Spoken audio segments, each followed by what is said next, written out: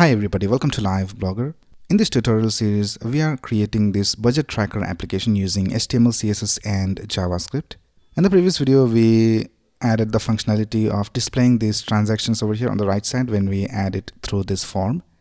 Now in this video, we will update the balance of our application. So let's get started.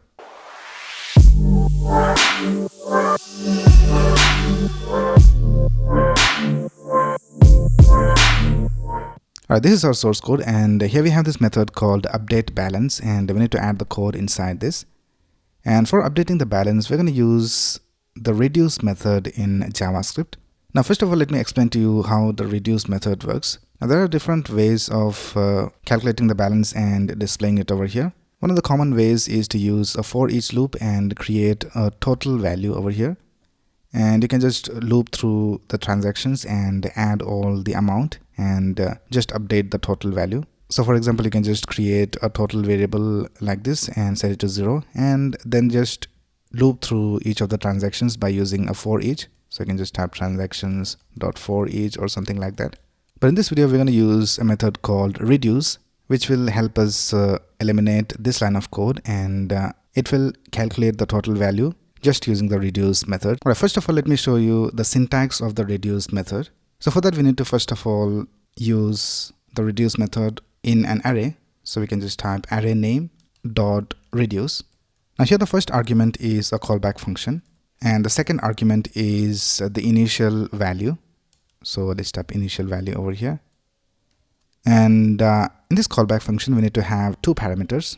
One is the accumulator, and the other is the current value. So we'll have these two parameters inside this callback function, and here we can do the operation. Now in our case, we need to loop through all the transactions, and the accumulator is basically where the total value will be stored, and the initial value will be where it starts from. So for example, if we just type 0 as the initial value, then the total will start from 0, and this current value is basically what we use to represent the single items inside the array. So for example, if we have an array over here, so let's create an array called transactions, and in that, let's say we have an amount, and let's add some amount over here. And for the second one, let's type -50, and let's add one more amount. So we have these amounts over here, and it is inside this array. So now here we can go ahead and type transactions dot reduce, and for the accumulator, we can just type total. So this will accumulate all the values. All the values will be added up and stored inside this total variable. And then for each of the transactions, we can just call it anything we want. I'll just call it transaction. You can also name this variable anything you want. And here by default, you have set the initial value to 0. Now here in this callback function, we can return values. So let's type return, and we need to return the total amount. So we can just type total plus transaction dot amount. So what we are basically doing over here is that we are looping through all these transactions, and the total value is set to 0 by default in the beginning. And then we loop through the transactions array, and for each of the single transactions, we are calling a transaction over here. And here we are returning the total, which is 0 right now, plus the transaction amount, which we have over here, which is 100. Now when this callback function runs once again, it will have a value of 100 for the total. And then we again go to the next item, and it has this value of -50. So then we have 100 plus -50, which is 50. And then for the next item, we will have a total of 50. And then we'll go ahead and get the amount from the next transaction, which is 200. So 50 plus 200 will be 250. And let me just go ahead and console.log all of this over here so you can better understand it. So I'll just type total, and let's set it to total, and let's type console.log transaction amount, and let's set it to transaction.amount. So now let's go back to our website, and let's open the console.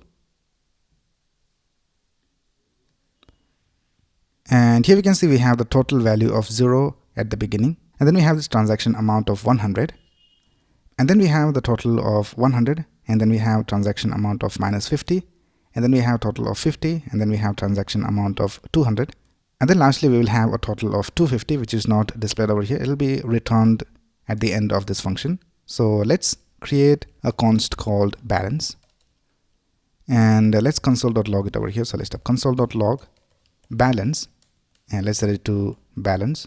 And now if you go back to our website, here we can see that we have a balance of 250 displayed, and it is the correct value. Now since we have just one line of code for our calculation, we can just go ahead and omit this return keyword, and we can just simply go ahead and remove these curly braces from here. And this will go ahead and simply return the value. So now if you go back, here we can see we have a balance of 250. So this is how the reduce method works. Now let's use this in our application. Alright, so here we have the update balance method.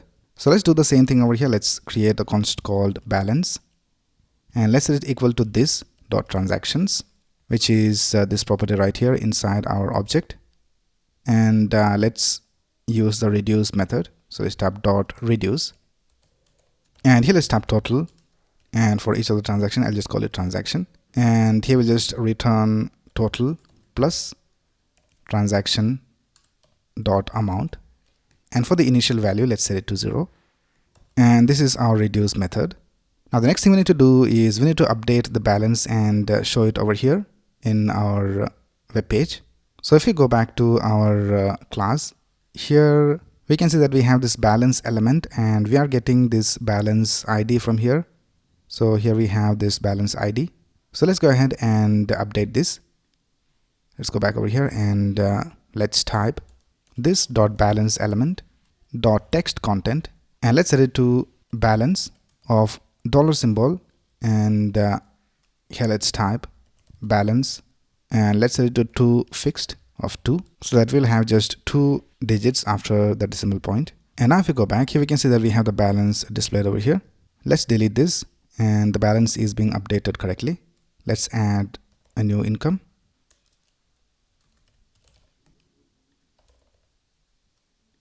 and here we can see that the balance is being updated correctly.